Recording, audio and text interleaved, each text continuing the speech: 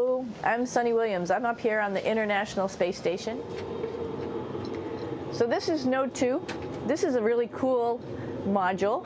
Of course, most of these modules you'll see they have 4 sides and they're put together. That way we could sort of work on a flat plane, either a wall, a floor, another wall, or the ceiling. But you know, again, all you have to do is turn yourself and your reference changes. The reason I'm bringing that up is because this is where 4 out of 6 of us sleep. And so people always ask about sleeping in space. Do you lie down? Are you in a bed? Not really, because it doesn't matter. You don't really have the sensation of lying down. You just sit in your sleeping bag. So here's one sleep station right here. I'm going in right now. You can follow me if you want. So I'm inside. It's sort of like a little phone booth, but it's pretty comfy. I've got a sleeping bag right here that we sleep in, so we don't have sort of like a little bit of a cover. We don't fly all over the place. But you know, you can sleep in any orientation. I have it sleeping, feeling like I'm standing up right now, but like you saw, I'm on the floor. But it doesn't matter if I turn over and I sleep upside down. I don't have any sensation in my head that tells me that I'm upside down, so it really doesn't matter. The sleep station is also like a little office. We've got a computer in here. As you can see, we've got a couple little toys. I've got some books. I've got some clothes and other things that make it sort of like home. I'm coming out. And just for reference, that's one sleep station. This one's another. Right here. There's one on the ceiling, if you want to call it. Right here. And then there's a 4th on the other wall over here. So all of us sleep in a little bit of a circle. All right, come on back. There's more to show you.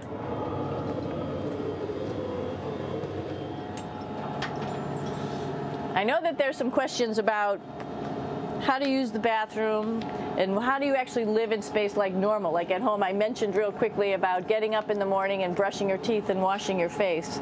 Well, how do you do that? Well, here is the bathroom essentially. You get up in the morning and we have a little kit and it has all the essential things that you need, like your toothbrush and toothpaste and brush. See how much better the brush makes my hair look? I'm just joking. It still stands up straight. It doesn't matter where you are. It's always going to stand up straight while you're up in space. A lot of people ask about toothbrush and toothpaste. So, luckily enough, toothpaste, you can do it upside right this way, is sticky, and so it sticks to your toothbrush. No problem. Another cool thing is that water sticks to your toothbrush too. If you can see it, I'll have some water come out. The water is pretty neat up in space. It'll stick to your toothbrush and it will make a big bubble, and that's just by surface tension. And then you can drink it. So a lot of people ask about what do you do with the toothpaste after you brush your teeth.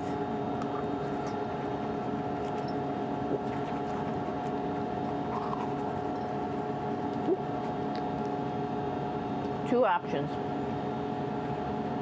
Swallow it, and it's sort of like mouthwash, but it tastes a little gross. Or you can just spit it out in a paper towel, and then you don't have to worry about it. Swallowing thing I wouldn't recommend at home. I'm only up here for 4 months, so it's not that bad. One of the most pressing questions about living in space, of course, is the bathroom. So let's take a look at that little piece of work. Come on in.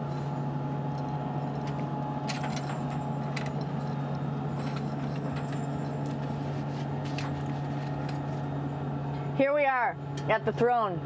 This is awesome. You might see the little You might have noticed the little moon on the outside. This is our orbital outhouse right here.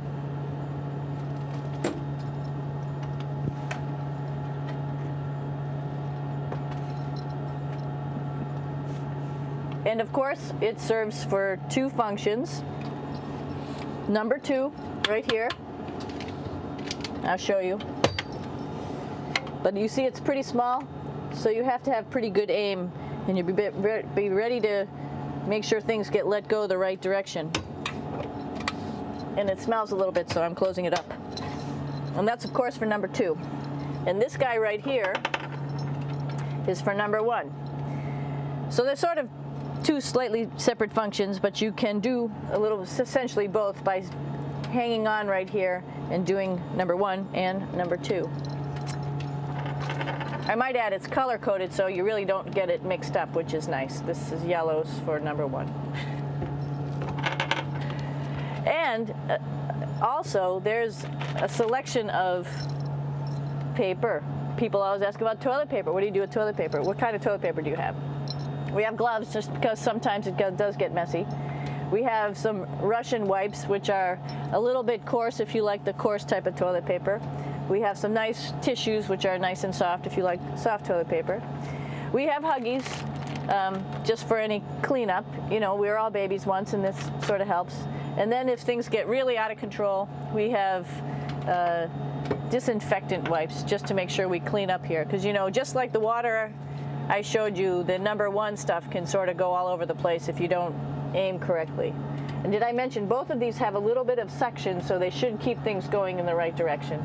But like I said, sometimes things get a little out of control if you are out of control yourself flying around. So we have lots of protective stuff. And of course, you do have your privacy. There's a little door, so other people know that you're in there. Here's a pretty cool place. This is sort of like in your house where everybody meets in the morning. After you wash your face, brush your teeth, you want to find something for breakfast. And this is our kitchen. You might notice there's all sorts of foods here.